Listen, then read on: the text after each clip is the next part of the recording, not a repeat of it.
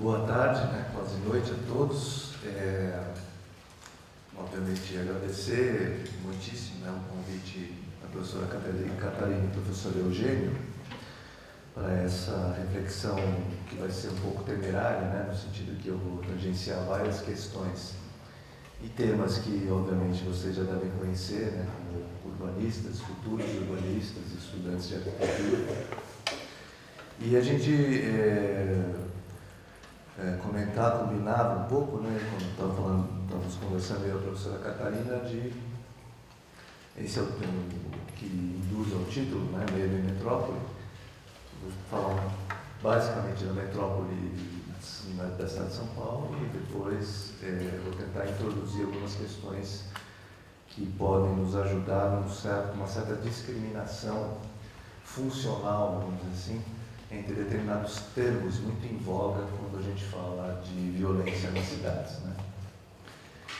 Espero que a gente chegue lá. Então, eu vou acompanhar aqui esse roteiro e a gente depois vai poder conversar um pouco sobre isso. Bom, o contexto, basicamente, a cidade de São Paulo e a sua formação, processo formativo a partir do final do século XIX e depois início do século XX, que se preserva até hoje. As inúmeras forças que compõem a rede discriminatória e segregacionistas nas cidades encontram muitas vezes a sua forma mais acabada e eficaz na lei que normatiza e normaliza a segregação, tornando-a um elemento de ordem da cidade, inventando então uma nova inerência. Uma outra face dessa ordenação repousa sobre os cortes territoriais aos quais a cidade e os cidadãos são sucessivamente e cotidianamente submetidos, onde as melhores porções, evidentemente, são repartidas segundo os poderes e as correlações de força vigentes. A distribuição que reconhecemos com clareza nos espaços da cidade de São Paulo é a que se construiu sobre a periferização. São Paulo é uma cidade que ela foi bem sucedida, em termos de projeto de periferização. É uma cidade onde os pobres realmente foram para longe, onde eles visitam as áreas, vamos dizer, chamadas de inclusão para trabalhar como subalternos e tal, mas foram alojados de uma maneira bem sucedida longe dessas áreas. Essa distribuição é a que se construiu então sobre o processo de periferização e que desalojou nesse processo e nesse alijamento mais de 85% dos moradores da cidade de São Paulo. Quer dizer, hoje a gente tem nas zonas oeste e central, se a gente quiser indicar essas áreas como áreas onde todos os benefícios de urbanidade são atendidos, serviços, lazer, hospitais, boas escolas, etc. A gente tem 15%, menos de 15% da população que realmente moram em áreas que a gente pode considerar beneficiadas por todos os benefícios, chamados benefícios da urbanidade. Essa distribuição ela vai demarcando áreas inteiras que depois se torna incontornável modificá-las, em função, evidentemente, sempre dos interesses políticos, sociais e econômicos em jogo. É impossível imaginar uma cidadania concreta que prescinda do componente territorial.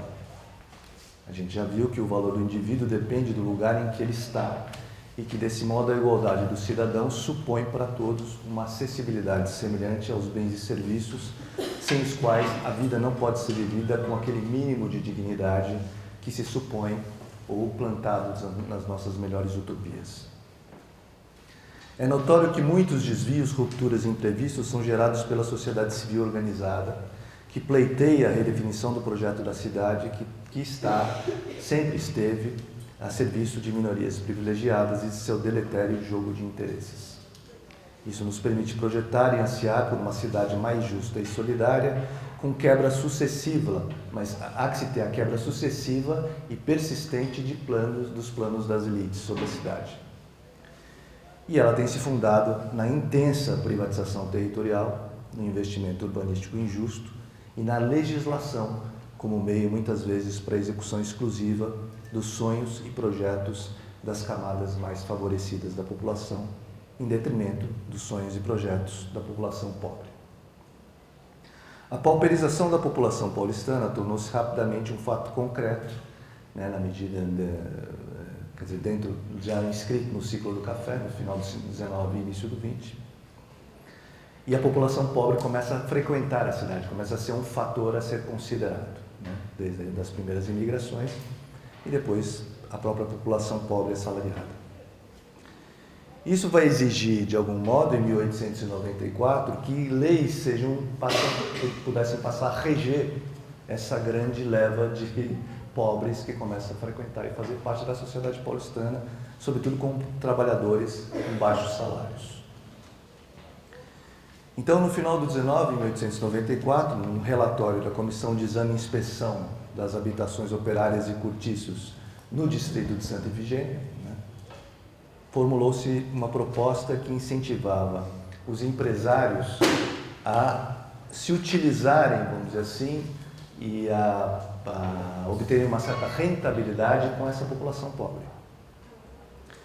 Então, foram planejados em terrenos longínquos, né, a 15 quilômetros do centro da cidade, condomínios para pobres, vamos dizer assim, lugares onde as casas, né, desses trabalhadores seriam construídas. Ao mesmo tempo, entre esses incentivos, se incluía uma maior intensidade ocupacional horizontal desses lotes, que seriam construídos para os trabalhadores, e a implantação, juntamente com o governo, de trens de subúrbio ligando então as áreas centrais a essas zonas, para que elas pudessem ser exploradas, né, como locos de moradia dos trabalhadores pobres, e ao mesmo tempo eles pudessem vir ao trabalho. Obviamente, também, para essas empresas que se decidissem a construir esses condomínios de pobres, se aplicava a isenção de impostos. Em 1893, um ano antes, um projeto do Guilherme Maxwell Hood, que previa a construção de outras vilas operárias. Mas o projeto de urbanização dessas vilas foi rejeitado. Porém, em 1900, a Lei 498 foi aprovada, que previa também a construção de novos locos de moradia para pobre.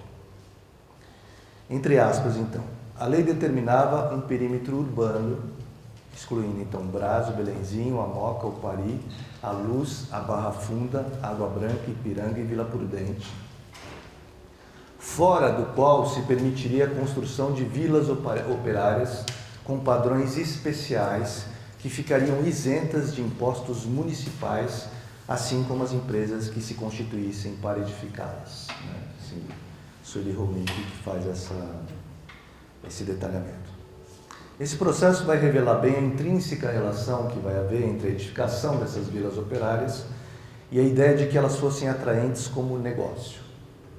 Ao isolar os pobres do centro e das áreas nobres, pretende-se, obviamente, valorizar a região nobre, mas não deixar de lucrar com os pobres, criando-se assim outros lugares para a população trabalhadora que deveriam então se tornar a médio prazo empreendimentos interessantes e rentáveis.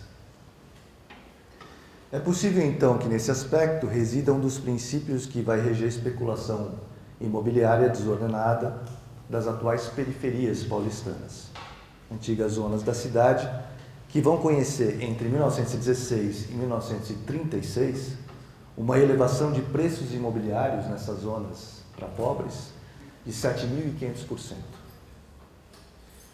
Ao que tudo indicaria, não vai se resolver o problema da moradia operária, e a ideia nem é a de que os operários passem a morar bem, em zonas interessantes e repletas de serviços, mas a base e o fundamento dessa periferização sempre foi, na verdade, produzir mais lucro para o grande capital. A lei de 1900, a lei urbana de 1900, solucionava o problema de um certo grupo de empreendedores. Passa a haver aí uma série de interesses, né, nessas zonas, nesse processo de urbanização da cidade de São Paulo. E alguns problemas vividos pelos próprios empreendedores, uma certa organização dessa expoliação.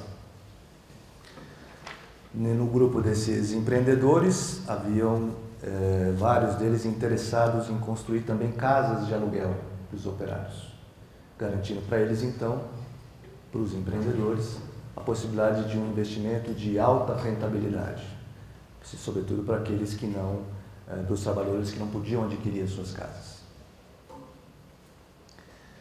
Trata-se, portanto, de uma parte significativa da cidade e da população que foi absolutamente largada à mercê da especulação imobiliária, com aval absoluto dos poderes públicos, indissociados nesse quesito dos interesses privados. Abandonavam-se, como até hoje nas periferias, abandonavam-se tais áreas aos interesses privados, fazendo dessa maneira a partilha da cidade. Vereadores e especuladores, concessionários de serviços públicos, boa parte da elite paulistana e os poderes públicos agiam em concerto contra a população trabalhadora e pobre, reservando-lhe um espaço privativo e cativo, cujos irrisórios confortos poderiam ser conseguidos apenas mediante pagamentos extorsivos. Ao que parece, então, essa parcela da população urbana de São Paulo jamais, como até hoje, usufruiu dos benefícios da urbanidade. Não há, até hoje, no cotidiano do trabalhador pobre, o bem público de qualidade, partilhado como um benefício comum que a condição de cidadão, teoricamente, lhe conferiria. A cidade, então, se rarefaz numa partilha injusta e espoliadora, que lançou populações urbanas inteiras à decrepitude, em espaços em ruínas, onde o único alento é frequentemente representado pelos movimentos sociais realizados pelas pessoas que os habitam. Tornou-se paradigmática, portanto, a passagem avassaladora da Companhia City pelos territórios abertos de uma metrópole nascente e ainda promissora, que era a cidade de São Paulo no início do século XX. Durante a Primeira Guerra Mundial, com a crise pela qual passavam vários países europeus, São Paulo vai experimentar um surto industrial cujo objetivo era substituir os produtos industrializados importados até então da Europa. Esse aumento da industrialização gerou também um aumento populacional que inchava os novos territórios urbanos, gerando ao mesmo tempo uma grande procura por terrenos e habitações na cidade. A Europa imperial foi então arruinada num cataclisma de autoconsumação irremissível e dissipara repentinamente aquele que fora o símbolo máximo da autoridade e do civilismo por 400 anos, diz Nicolau Shevchenko. Ao mesmo tempo, as tensões beligerantes se agravam, especialmente a partir de 1917, ano da Revolução Bolchevique. Respira-se no ar o gosto e sente-se o cheiro das revoluções, vendo ruir os impérios sempre europeus. A fuga dos investidores europeus para fora da Europa espirrou na América Latina, no início da segunda década do século XX, encontrando uma das suas expressões na fundação, em 1911, da Companhia City of São Paulo Improvements, com sede em Londres e escritórios em Paris e São Paulo. Afrontados com o risco iminente das falências econômicas, ingleses, franceses, belgas e russos criaram essa empresa multinacional de especulação imobiliária, espalhando assim cidades de jardim nos trópicos. Articulados com figuras chaves da política local e membros do alto escalão da companhia Light and Power, não sei se vocês se lembram, tem idade para se lembrar da Light, que era a companhia que gerenciava o consumo e o fornecimento de energia elétrica na cidade de São Paulo, depois substituída pela Eletropaulo. A companhia City, um ano após sua fundação, acumulava cerca de 37% de toda a área urbana da cidade de São Paulo. A partir da íntima relação que se estabeleceu entre a Companhia City e as concessionárias de serviços públicos, tinha-se que entre 1918 e 1928, os únicos bairros novos incorporados às redes de água e esgoto na cidade de São Paulo foram as cidades jardins da Companhia City, que até hoje existem, City Lapa, City Caxingui, City, enfim, para City ainda. Essas associações especulativas que atuaram livres e soltas na cidade nas primeiras décadas do século XX ilustram a vulnerabilidade a que estava exposta a cidade, cedendo a fartura de todos os seus frutos a grupos cujo objetivo não era senão a expoliação e mercantilização pura e simples dos novos territórios oferecidos na cidade. Na cidade aberta e virgem, foram se acotovelando interesses particulares nacionais e estrangeiros, cujo objetivo explícito era a fortuna especulativa e o loteamento mercantil da cidade. A Light and Power, empresa de capital canadense e anglo-americano, usou e abusou desse expediente enquanto monopolizou praticamente todos os serviços essenciais da cidade. Fornecimento de eletricidade, gás, transportes urbanos, telefones e, mais tarde, água. Essa companhia representou, segundo Nicolau Shevchenko, abre aspas, o mais danoso agente especulador que comprometeu definitivamente o futuro da cidade, forçando seu desenvolvimento em bolsões desconexos, espaços discriminados, fluxos saturados e um pavoroso cemitério esparramado de postes e feixes de fios pendurados como varais por toda a área urbana. Fecha aspas. Monopolizando os serviços essenciais da cidade, a Light determinou em grande parte os limites de expansão da cidade e a maneira de fazê-lo, levando as linhas de trem para regiões mais afastadas do centro, onde logo aportariam também os serviços de gás, eletricidade, como por encanto e aleatoriamente, a Light criava assim uma zona de interesse imobiliário sem qualquer planejamento urbano que visasse o futuro da cidade e de seus cidadãos. O resultado dessa prática, de novo Nicolau Shevchenko, sistemática era o surgimento de bairros inteiros completamente desconectados entre si. Uma heterogeneidade de arruamento desencontrados, além da escassez drástica de praças, espaços públicos e amenidades. Fecha aspas. Tanta afinidade de propósitos não poderia deixar distantes a Light & Power e a Companhia City, que tinha em sua direção membros, inclusive, a Companhia City, do alto escalão da Companhia Light. Juntas, elas representaram ao máximo a prática monopolista, oligopolista, especulativa e mercantil, que deita suas raízes até hoje por todo o desenho atual da cidade de São Paulo. Essa fragmentação territorial urbana nas primeiras décadas da República, francamente associada à especulação e aos interesses privados, demonstra que a fraca definição do que é público completamente associado na capital está completamente associada na capital, São Paulo, ao interesse privado. A privatização do público, ao operar essa inversão radical, desde os primeiros momentos em que se podia falar numa república, foi já imposta e arranjada a partir de pequenos grupos muito bem articulados. Seu propósito era a manutenção de oportunidades e privilégios nas mãos de pequenos grupos dominantes de forma estável e permanente, encontrando assim respaldo nas leis que regiam e determinavam o futuro da cidade. As leis foram seguindo a especulação, foram seguindo, apoiando a especulação. Novamente é de um sistema que falamos, de um conjunto muito bem organizado de interesses privados que sitiam a cidade em benefício de poucos, em detrimento e do interesse do bem-estar de muitos.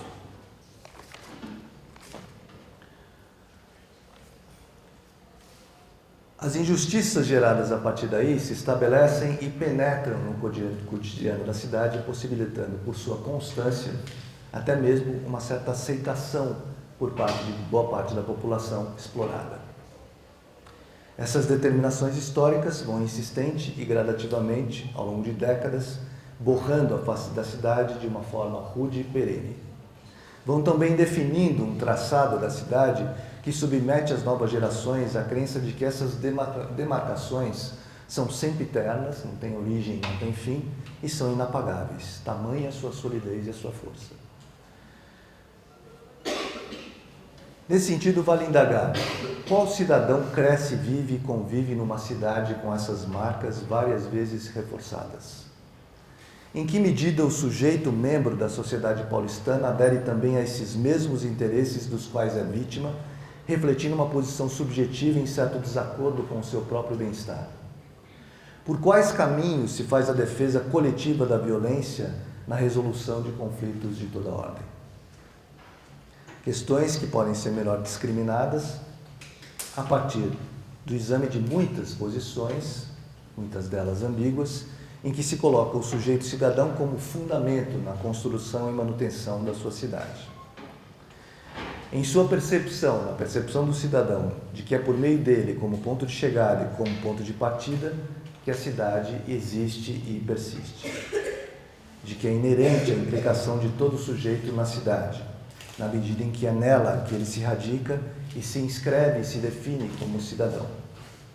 Amigo, pai, namorado, estudante, trabalhador, etc. são papéis que se definem e são absolutamente intrínsecos à circulação na cidade.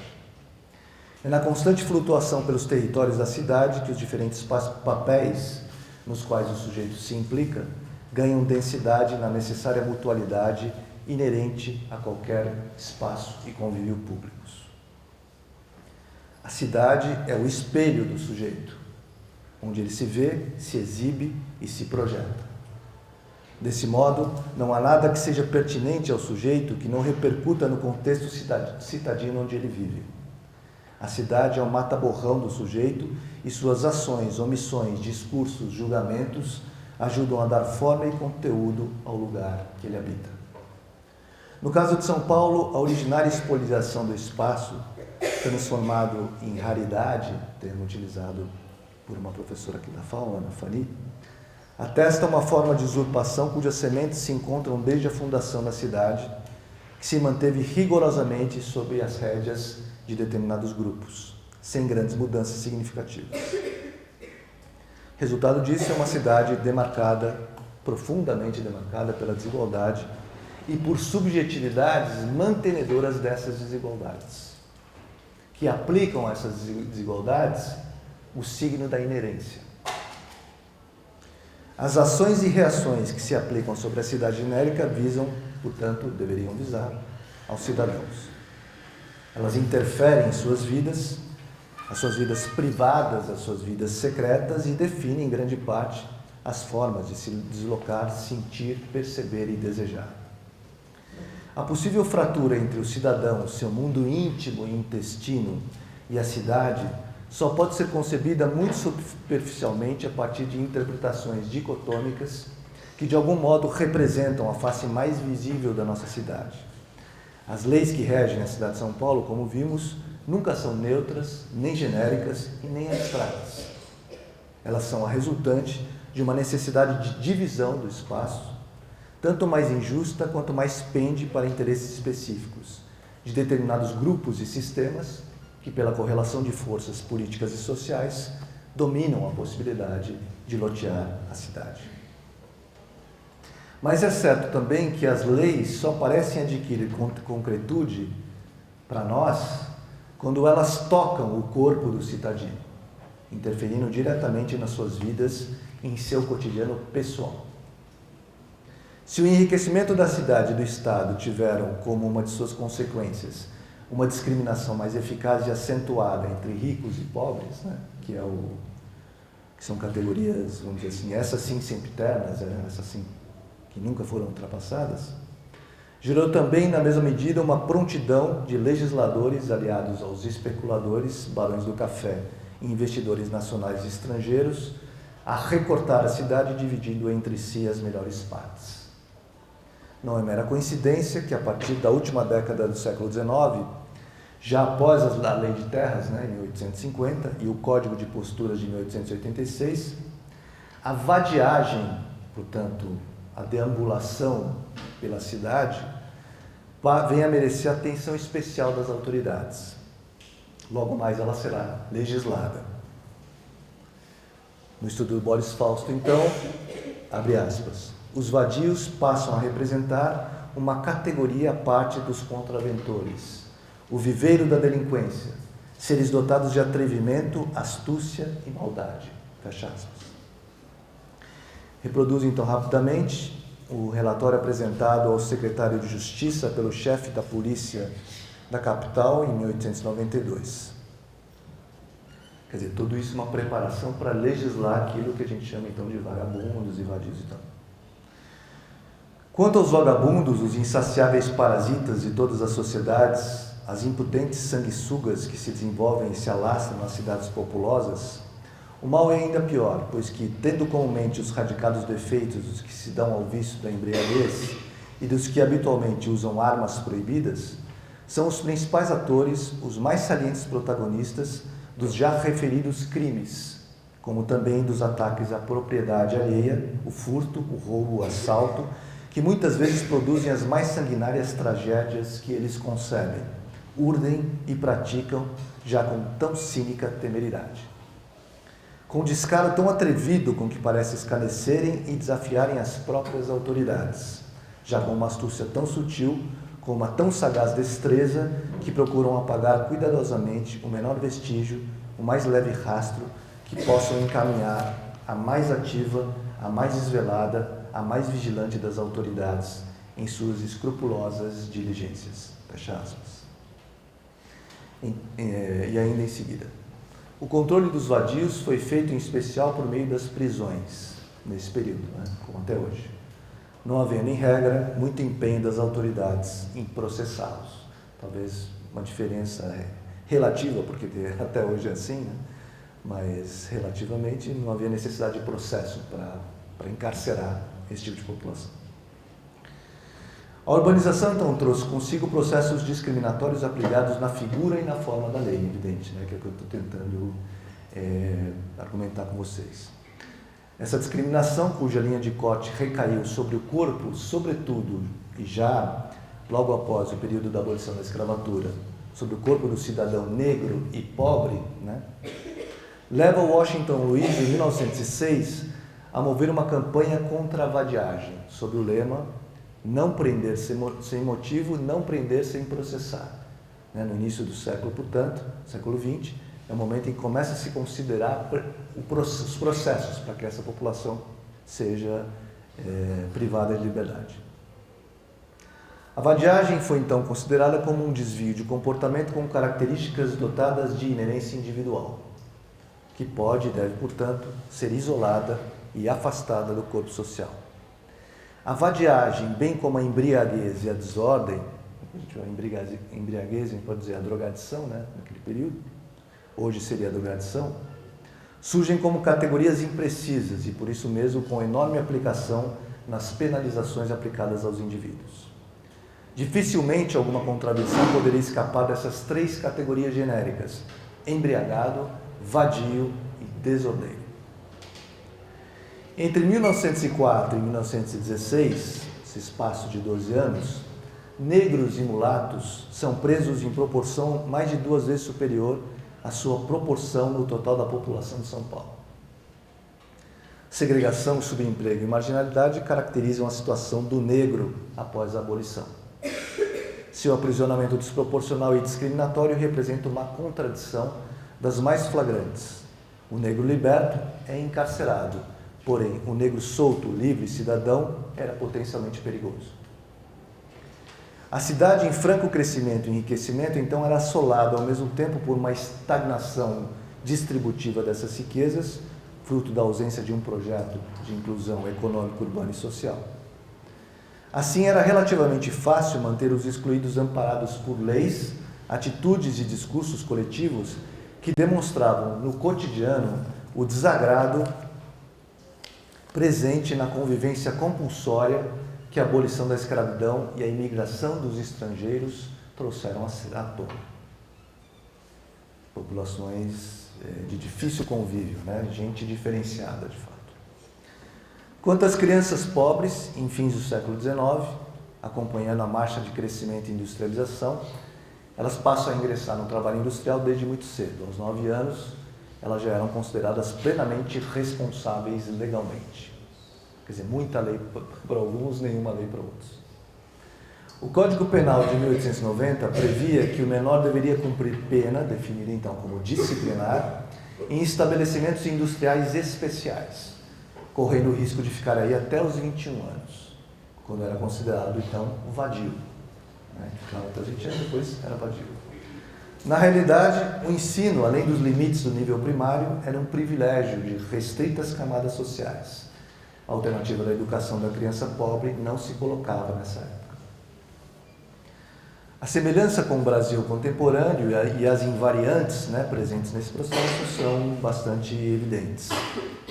E são demonstradas nas categorias engessadas, de um lado por uma urbanidade violenta e injusta, e por outro lado das leis que perseguem, que apoiam essas formas de partilha da cidade. Tornar-se cidade para São Paulo, então, tem sido um processo cuja estrutura repousa no alijamento da maioria dos paulistanos dos benefícios de cidadania. estrutura que se alicerça, ora sob a forma de leis segregacionistas que amparam a ação injusta, ora como ação arbitrária acima de toda e qualquer lei e não amparada por essas mesmas leis. Quando a lei ajuda a segregação, ela é utilizada. Quando ela não ajuda, ela é suspensa. Tanto uma quanto a outra são herdeiras de um longo processo de sedimentação, que procurou restringir os benefícios da cidade a poucos grupos que até hoje a controlam e a dividem injustamente. As violências encontram então celeiro fértil nesse espaço e espalham-se justamente naqueles vazios onde a distribuição igualitária dos benefícios da cidade fracassou. Na figura da punição, amparada ou não pela lei, a gente tem testemunhado nos últimos anos os inúmeros instantes de quebra e fratura dos ideais, da utopia de uma cidade para todos, que viria a ser a cidade de São Paulo. Essas punições, elas incidirão sobre o corpo do cidadão, objeto e alvo de um poder privado que se exerce sobre o outro, que se arranca a força e a revelia. Instante em que se confundem inteiramente justiça e punição, justiça e violência. A truculência policial num país que tem uma das polícias mais abusivas do mundo, o ideal da justiça com as próprias mãos, por outro lado, a lei do tráfico, entre aspas, os crimes passionais, os sequestros, os linchamentos, os processos de periferização e exclusão territorial urbana, são exemplos claros de uma violência que ocorre como um instrumento pessoal que inviabiliza a negociação de interesses em conflito através da eliminação daqueles que obstaculizam ou se opõem a interesses hegemônicos. A violência, então, se torna um dispositivo de bolso, privado, disponível e usável diante do mais ínfimo impasse ao sinal de qualquer conflito. O Brasil, ainda hoje, os últimos mapas da violência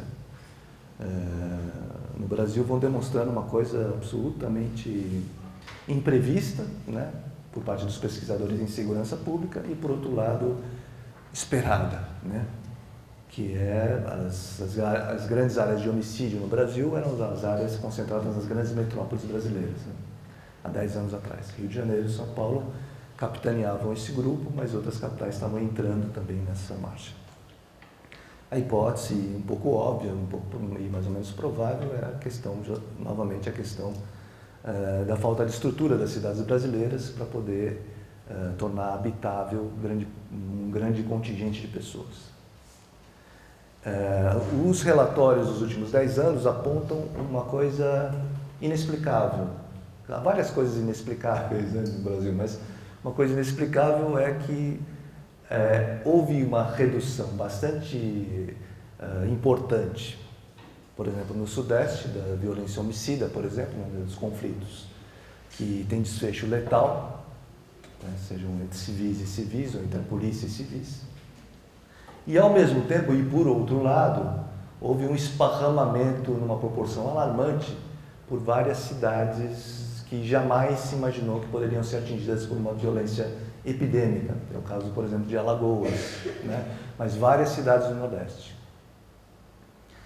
Quer dizer, provavelmente, ou muito poucos pesquisadores de segurança pública poderiam prever esse acontecimento. De que em 10 anos, tomado de 2000 a 2010, por exemplo, haveria essa inversão. Essa inversão ainda é inexplicável. Os pesquisadores que eu conheço, e eu mesmo, não tenho nenhuma explicação muito clara para isso. Outra coisa inexplicável é que desde 2006 até 2011, São Paulo experimentou uma queda drástica nos índices de violência homicida. São Paulo caiu de 46 e picos para 26 e picos. É uma queda que só foi vista em programas muito bem sucedidos de combate à violência urbana, como os que aconteceram num certo período em Medellín, por exemplo, na Colômbia, e em Nova York. Essa mudança drástica, importantíssima, permanece inexplicável.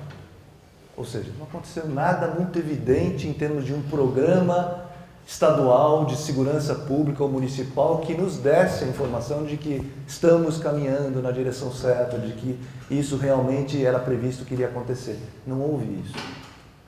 Quando a gente examinava, vários pesquisadores, novamente sem explicação, né, para ele, por que caiu assim, e o Túlio Kahn, né, um pesquisador importante também, que é a época da Secretaria da Justiça, dizia, não, isso é porque nós instrumentamos melhor nossas polícias e trabalhou para o governo Alckmin durante vários anos, e foi na gestão dele também que houve essa queda, né? Porque a nossa polícia está muito mais técnica, etc. e tal, né?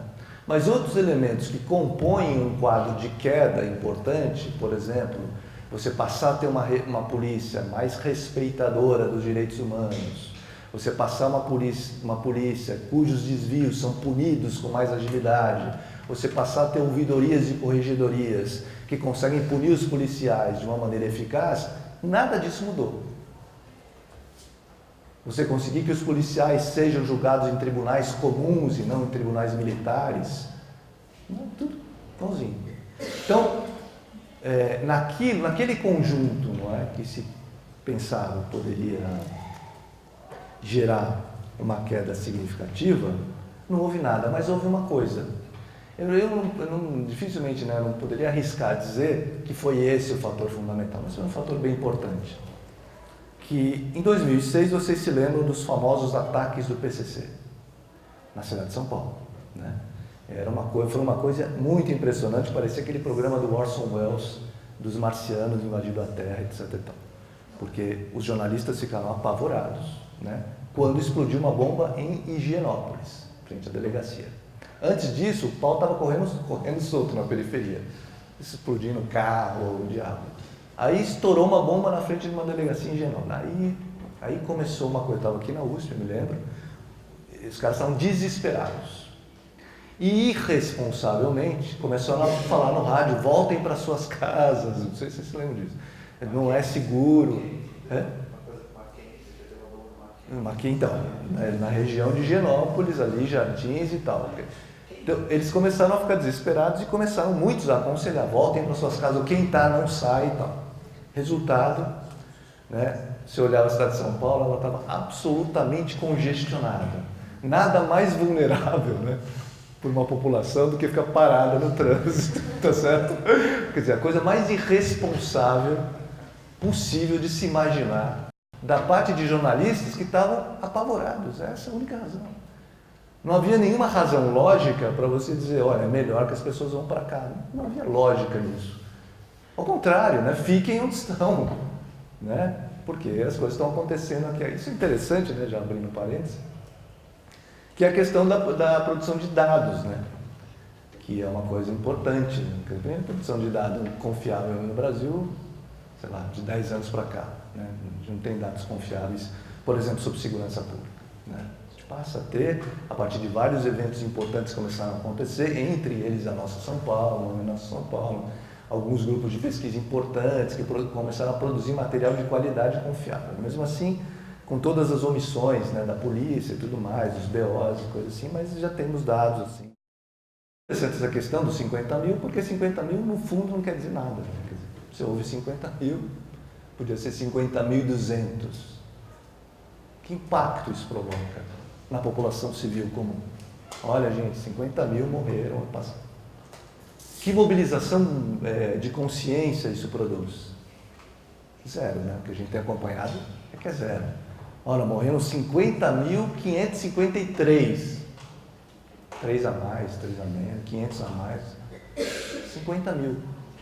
E uma questão que envolve a produção de dados numéricos sobre as violências, por exemplo, é justamente essa questão que os relatórios do Human Rights Watch, eles já pensaram sobre isso, né? Em outros termos, em relação, por exemplo, à tortura e outras coisas. Quer dizer, como fazer chegar à população comum, a população que não são militantes dos direitos humanos, como chegar a essa população um relatório de direitos humanos do Observatório do Human Rights Watch? que a pessoa sente no dentista, né? E leia esse relatório. E o que ela vai ler ali impacte de alguma maneira e a informe de alguma maneira sobre o que está acontecendo em relação à violação de direitos humanos no Brasil ou no mundo. É uma questão importantíssima da produção desses relatórios. Esses relatórios acabam indo para todos os governos do mundo inteiro, né, para as assessorias ligadas, né, para os militantes de direitos humanos, mas não chegam até a população civil comum. Porque a população, não só porque o acesso nem sempre é fácil a esses relatórios, como não se interessa, não desperta o interesse. Bom, então a questão em torno desses números é como trabalhar para que o número 1 seja relevante, né? Para que a morte de uma pessoa seja uma coisa relevante. O número os dados teriam que apontar numa educação nesse sentido, né? De que ele vai ser apresentado, vai ser analisado, para que uma pessoa morta seja algo importante. Então teve uma coisa que é importantíssima, mas ao mesmo tempo ela é simples, né? Porque qualquer país tem tecnologia hoje para fazer isso, mas que foi feito durante o aumento gravíssimo, né, da violência em Nova York e tal. E uma das estratégias que foi utilizada é a disponibilização de dados a partir de um portal que se chama CompStat. Esse portal está disponível, então pode ser acessado. Esse portal, ele divide a criminalidade ao mínimo denominador comum. Então, por exemplo, você pode ter acesso em Nova York ao crime que aconteceu nessa semana no seu bairro. Se você olhar nesse portal e observar uma pessoa morreu no seu bairro, isso implica você.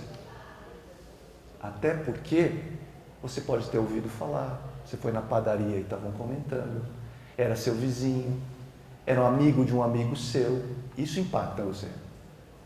Morreu uma pessoa no seu bairro ontem assassinada, isso tem impacto. Agora, 50 mil no Brasil tem 0 de impacto. Então, como é que você faz chegar isso para que isso, que é o objetivo, evidentemente, para que isso gere uma nova consciência, ou uma reflexão, ou uma curiosidade sobre esses acontecimentos? Você tem que colocar na mão do cidadão um dado que seja palatável para ele, né? Evidentemente. Então essa estratégia, veja, é uma estratégia muito simples. Se você tem os dados sobre o Brasil, você tem sobre São Paulo, você tem sobre São Paulo, você tem sobre os distritos, se você tem sobre os distritos, você tem sobre os bairros. E você tem hoje, mesmo no Brasil, você tem, os mapas mostram ruas. Tem os mapas em que você vê claramente, aqui nessa rua, que isso é o que estão dizendo que está instrumentalizando, obviamente, está instrumentalizando, não instrumentalizaria qualquer um. Aí está instrumentalizando a polícia, obviamente. Se você tem 50 assassinatos numa rua, quer dizer, tem algo que precisa ser investigado nessa rua, coisa quase óbvia. Mas isso para dizer que há um nível de refinamento dos dados que permitem que eles sejam colocados na mão do cidadão de uma maneira palatável, né, para o cidadão, que importe para ele e que o leve eventualmente, talvez, né, a se importar com o crescimento dos índices de violência na sociedade, porque esse é o objetivo, né? Uma outra coisa que é importante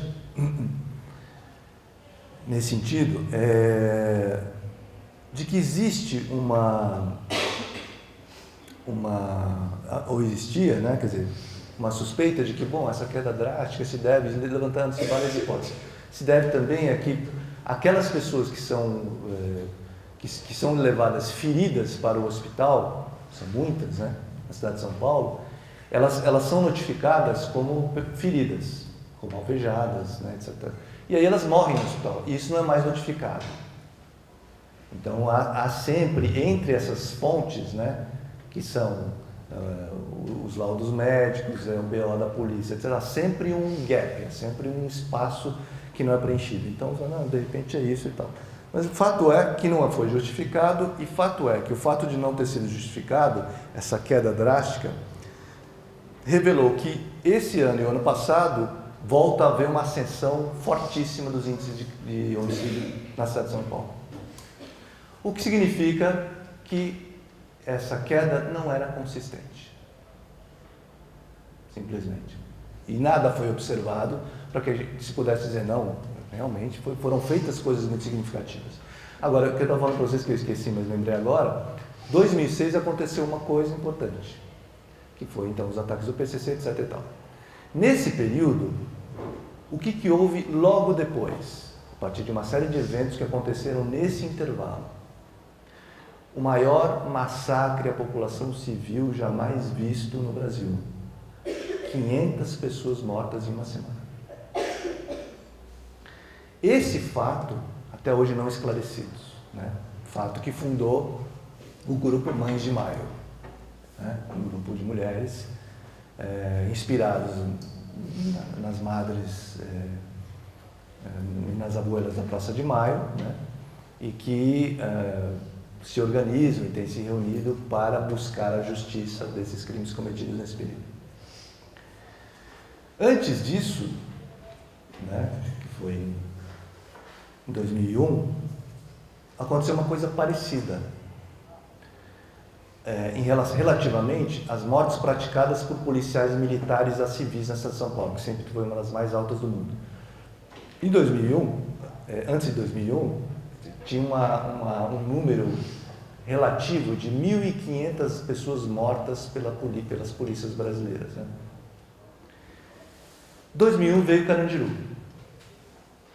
Carandiru aconteceu, foi aquilo incrível, né, que a gente conhece até hoje, sem punição aceitável.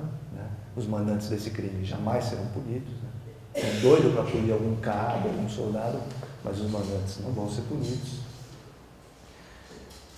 E 2001, já na amostra de 2001, essa matança por parte dos policiais cai drasticamente na cidade de São Paulo, porque a partir daí é como se houvesse um certo acordo no limite, né, um certo acordo meio drástico, sobretudo da imprensa, né, no sentido de, não, mas isso já é demais, né, gente? Pô, os caras entram lá, matar 111, a queima-roupa, sem defesa, ninguém estava armado, aí já é muito, né? A gente tolera algumas coisas, mas isso é muito. Aí a imprensa brasileira começa a reagir a isso de uma maneira bem consistente durante um bom tempo. E a imprensa internacional também. O Brasil começa a ser cobrado disso fora do país. Nesse período, nos 2 anos que sucedem, nos 3 anos que sucedem, cai drasticamente esse índice. Continua um índice alarmante, né, para uma polícia cidadã, vamos dizer assim, mas cai de 1.500 para 400 e poucas pessoas mortas pela polícia no ano. Então, talvez, isso sem nenhuma intenção de apresentar uma hipótese definitiva, né? Mas talvez o massacre ocorrido em 2006, porque é em 2006 que começa então essa queda. 2007, 2008, né? Vai acompanhando, essa queda pode ter tido um efeito em termos de um certo acordo inconsciente da sociedade digital que, bom, 500 está bom, né, gente? Vamos dar uma melhorada, né? Mas isso é uma hipótese.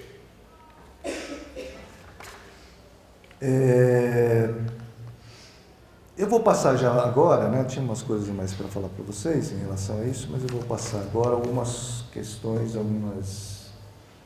justamente porque eu entrei em 2006, algumas questões relativas propriamente ao medo e tal. Existe uma confusão muito grande, né? E essa confusão, ela muitas vezes ela é instrumentada politicamente entre alguns conceitos, que são conceitos, vamos dizer assim, que na nossa área a gente trabalha muito, né? Presta muita atenção, também chama atenção a maneira como eles vão provocando certos desvios e vão sendo incorporados a determinadas ideologias e a determinadas políticas públicas, né? E há uma coisa importante que é a distinção necessária, do meu ponto de vista, entre os conceitos de medo, pânico e trauma, muito utilizados quando se fala em violência. A sociedade está traumatizada, o medo domina, etc. O pânico é pouco utilizado, mas medo e trauma é bem utilizado. O trauma se tornou quase que uma palavra de uso corriqueiro, né?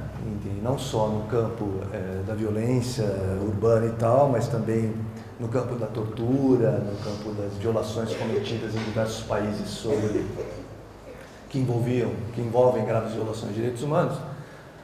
Mas é uma discussão interessante, né? Ela não é apenas um preciosismo, vamos dizer assim, intelectual ou acadêmico, mas vale a pena pensar a partir de uma certa referência que a gente pode tomar como aquilo que é considerado e apoiado também nessas primeiras considerações que eu fiz, como virtudes, né? Aquelas coisas que são consideradas virtuosas, que são consideradas traços de caráter virtuosos. E, evidentemente, a coragem é um traço virtuoso, importante. A coragem, a valentia, né? Isso, se a gente pega, por exemplo, no processo civilizador, né, do Norberto Elias, a gente vai ver quer dizer, o Norberto Elias diz o seguinte: existe realmente, quer dizer, tem alguma coisa que isso era, a coragem, ela era realmente um patrimônio fundamental na Idade Média, sobretudo na Idade Média, né, nos estudos do Elias, mas é uma coragem de um tipo muito específico. É a coragem física, é a coragem do guerreiro, é a coragem do guerreiro que vai à batalha, que se expõe fisicamente, não é? E que luta em batalha.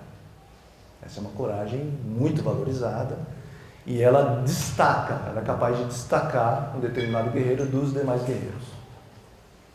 Obviamente os guerreiros sempre próximos dos castelos e da nobreza já tinham um certo distanciamento da plebe e dos pobres.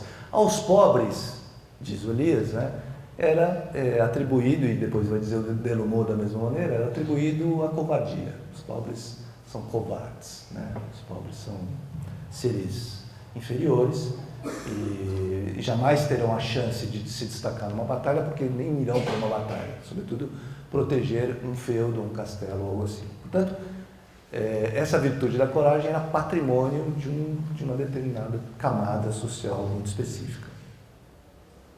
Isso na Idade Média, né, se acompanharmos os estudos do Elias, mas isso atravessa o Renascimento. Isso atravessa com muita docilidade para o Renascimento, chega às peças de teatro, etc. e tal, e a covardia ou o medo, se a gente quiser, passa a ser um elemento ainda atribuído à plebe, ainda atribuído aos pobres, que são medrosos, né? E a valentia seria um atributo muito específico, consagrado a pessoas muito específicas e destacadas. Tanto é assim que, em várias passagens, por exemplo, Dom Quixote, né, do Sancho Panza, dizendo para ele que o que ele estava vendo não era um grupo de cavaleiros vindo na direção dele, mas era um moinho que girava. E ele dizia para o Sancho Panza: pobre plebeu atemorizado, né? Pobre plebeu que tem medo das coisas, né? Um nobre jamais tem medo. E o Sancho Panza indicando uma alucinação.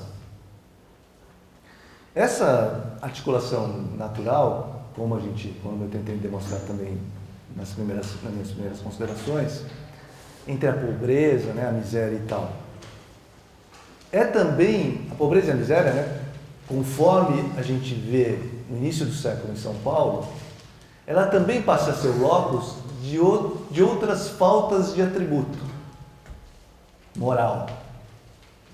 Não só a vadiagem, a vagabundagem, não ter o que fazer, mas também a covardia. Ou seja, é ali que a covardia se instala. No início do século XX, existe um texto do Freud muito interessante, que se chama Psicologia das Massas e Análise do Eu, onde Freud faz uma crítica de um importante teórico francês, um dos fundadores, vamos dizer assim, da psicologia social francesa, que é o Gustave Le Bon.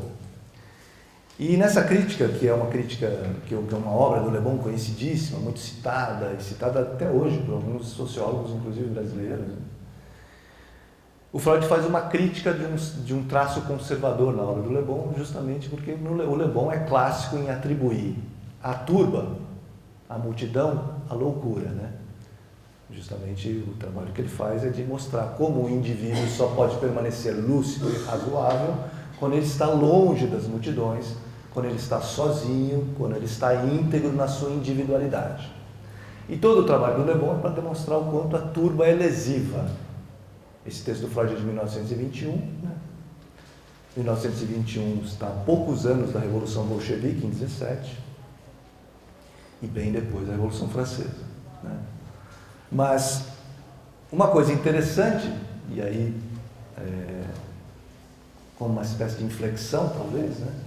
É o que vai ser introduzido pela própria Revolução Francesa, antes do Le Bon, né? Mas depois do Renascimento, que é a ideia implícita ou inscrita na Revolução de que, de algum modo, o pobre também pode ser valente. O pobre vai encontrar a possibilidade da valentia na Revolução, porque antes era impossível pensar no pobre com esses atributos. A Revolução Francesa instaura, e depois as outras que vieram, passam a ser marcadas então por uma restituição desse conceito de coragem, de valentia. Isso porque nas revoluções, de algum modo, né, e bem ou mal numa ou noutra, mas o que é a tentativa de se pensar é de que a simetria absoluta entre nobre e o plebeu, entre o rico e o pobre, o milionário e o miserável, etc. e tal, elas não são categorias inerentes e congênitas, mas elas são determinantes históricas que uma revolução se propõe a infletir.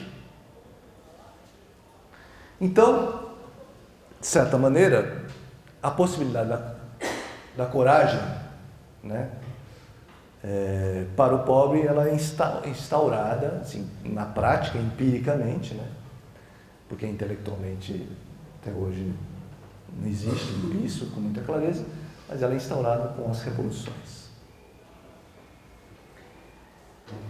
O interessante, então, é que a miséria, a pobreza, como esse lugar, né, que vai se tornando, então, né, a gente começa a falar um pouco como esse lugar se torna um lugar físico, um lugar territorial, se torna um lugar geográfico, mas ele é também um lugar psíquico, um lugar de representação, ele é também um lugar de depósito, onde todas as categorias e os despojos formulados pelas dicotomias são lançados. Né?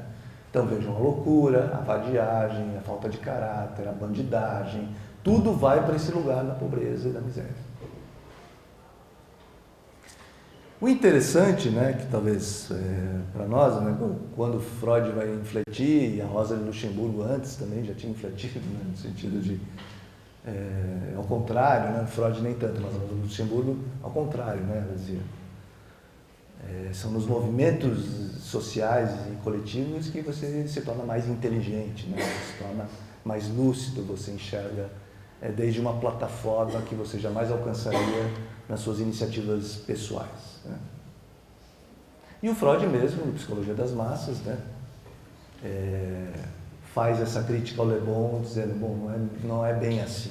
Né? Não é apenas que a massa é esse lugar da loucura, do emburrecimento, do empobrecimento, que seja, existem de fato, é preciso olhar com mais detalhamento. Né?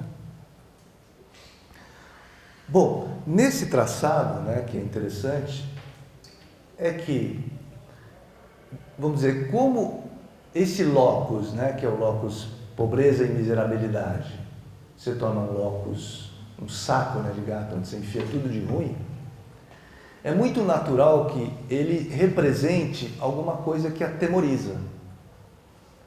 Não porque objetivamente ele atemorize, mas porque ele representa tudo de ruim, que pode retroagir. Isso por uma experiência ou por uma sensação muito inconsciente, né? De que aquilo que fazemos mal aos outros em algum momento retroage, algo assim, né? Como se você estivesse jogando tanto lixo, né, num determinado lugar que alguma coisa vai acontecer ali. A água vai ser contaminada, vai ter alguma consequência. Então, onde pousa tudo de ruim, né, de alguma maneira também se superpõe uma proposição subjetiva de se defender disso que é tudo de ruim, porque eu depositei para que fosse tudo de ruim. Quando isso acontece, essa é uma forma politicamente muito utilizada, né? Muito instrumentalizada. E aconteceu na USP, na ocupação e na desocupação, né? Na USP foi muito interessante o que aconteceu.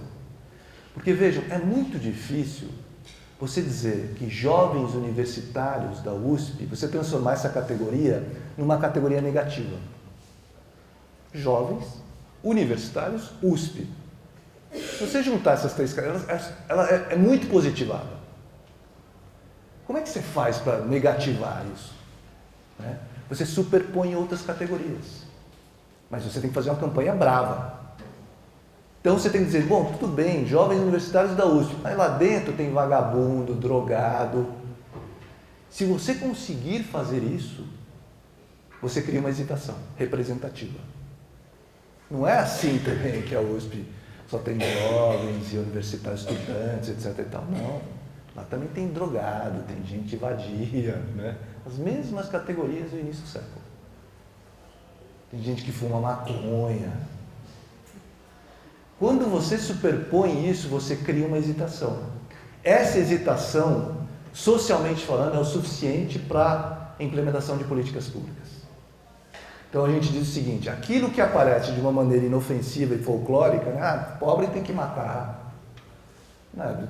Queima essa favela que os problemas estão solucionados, o nordestino tem que voltar para sua terra.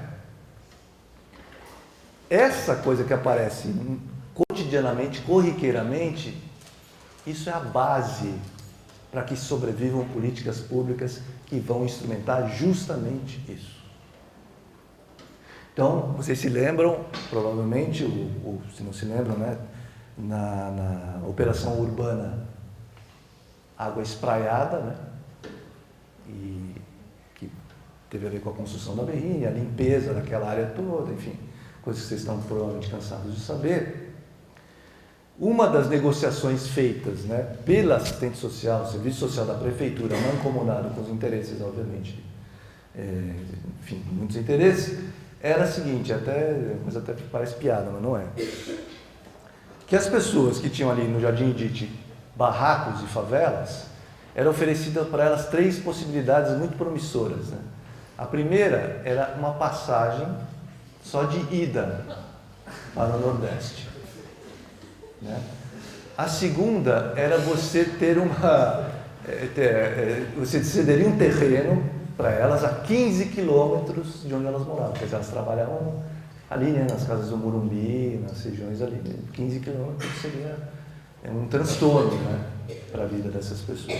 Ou, na época, né, fazendo as contas assim, seriam uns 12 mil reais pelo barraco, que inviabiliza a compra de qualquer outro barraco razoável, né, numa favela, etc. Então, é tão interessante isso, porque, vejam, isso é verdade, isso acontece, isso vira política pública. Quer dizer, o que está implícito nessa oferta? O nordestino é que estragou São Paulo, né, gente? É melhor voltar para a sua terra e aí tudo vai melhorar, né? Quer dizer, essas coisas que aparecem folcloricamente são, né, viram piada e viram... elas são o suficiente para que se provoque uma hesitação no sentido de não haver nenhuma reação suficiente quando essas políticas forem implementadas. Então, um exemplo que, justamente voltando à nossa discussão sobre medo, pânico e tal, eu fiquei bastante incomodado na época, em 2006, quando inclusive colegas meus, psicanalistas, também aderiram a essa coisa, a sociedade está traumatizada, etc. E eu, em várias ocasiões, discuti muito isso, né, e divergi abertamente disso, porque, primeiro, é muito ruim, né, ver colegas que trabalham com esses conceitos se permitindo a determinados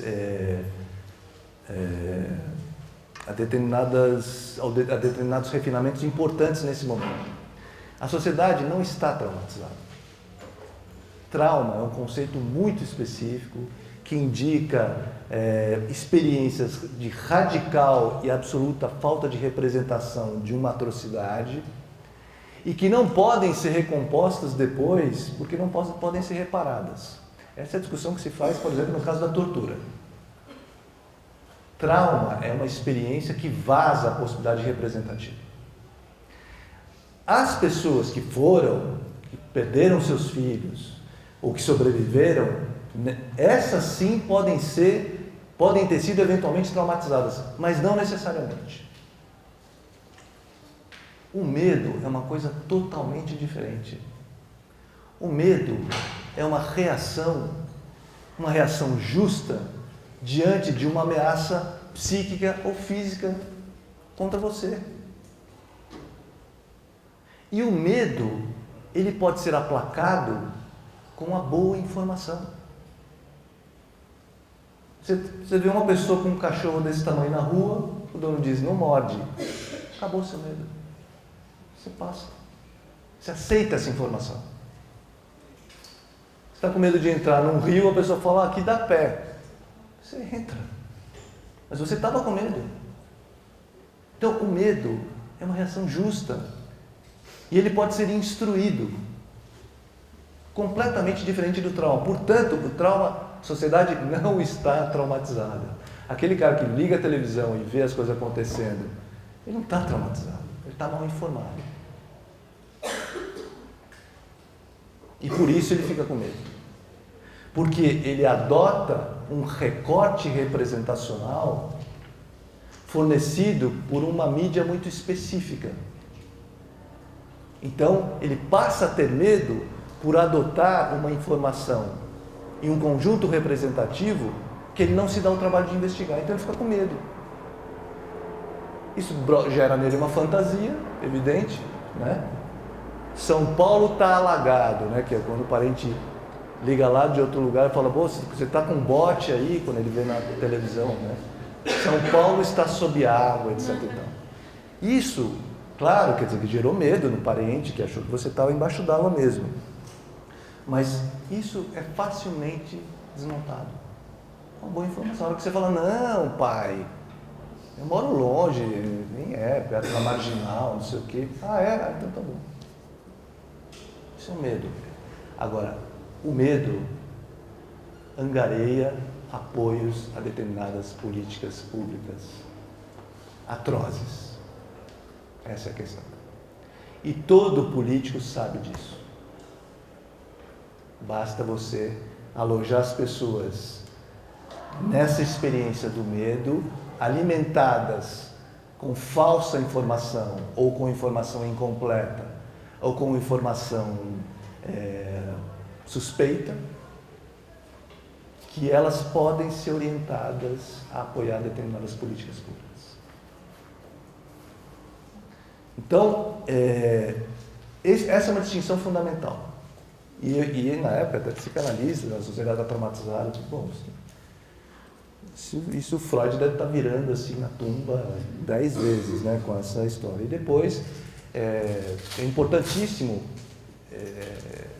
porque a gente lá na psica é muito chamado para isso, né? Explique por que o assassino assassinou aquela pessoa, né? De onde vem essa maldade? Tem perguntas assim. De onde vem? Qual o tratamento para isso? Né? Então, em algum momento, houve alguns colegas que se arvoraram nessa posição sem se dar conta do perigo, porque logo depois disso, da sociedade estar traumatizada, o Saulo de Abreu Castro, então secretário da Justiça, pôs a banda na rua, tá certo? E matou 500 pessoas. Por quê? Porque a sociedade está traumatizada. O pessoal não está falando aí, os intelectuais, as pessoas. Então vamos protegê-la. Agora, esses 500 não fazem parte da sociedade, tá certo? A sociedade está traumatizada, nós vamos proteger, mas esses 500 não fazem parte. E uma coisa importante, uma outra coisa em relação a aquilo que a gente poderia definir, quer dizer, que o medo ele pode ser instrumentado para se metamorfosear em pânico, né? O pânico, ele é o quê? Ele é o medo do medo. O pânico, ele é uma resposta ou é uma aceitação, né, que eu adoto diante de uma representação alheia, ela mesma já transmitida de uma maneira não elaborada. Então, é como se eu dissesse, olha pessoal, fica aí porque tem um monte de gente, vou dar um exemplo até que é interessante para nós. Está vindo aí um monte de pobre entrar na fala. E é pobre da favela. Isso basta para gerar medo, né? Opa, pobre ainda da favela. Estão ferrados, né? Quer dizer, uma informação passada de forma, obviamente, não elaborada, repetitiva, fundada em valores que se constituem socialmente, né, culturalmente e politicamente, que é imediatamente adotada por alguém que sente medo. O pânico, então, é gerado pela reprodução incessante dessa informação. E aí, daqui a pouco, está todo mundo saindo correndo da fala, está uma coisa maluca, porque alguém está armado, hein? Falaram aqui. Tem uma pessoa com um revólver no meio do pessoal.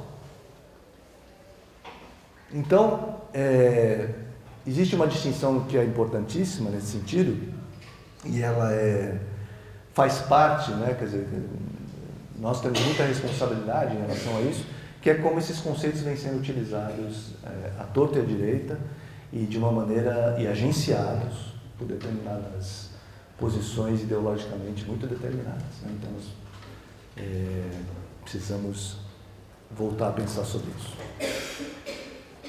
Bom, tinha umas coisas aqui, mas, enfim, o fundamental, senão não vai sobrar tempo algum, né, para a gente conversar, o fundamental era passar para vocês algumas dessas reflexões e espero que contribua com a disciplina do Eugênio e da Catarina. Tá, obrigado.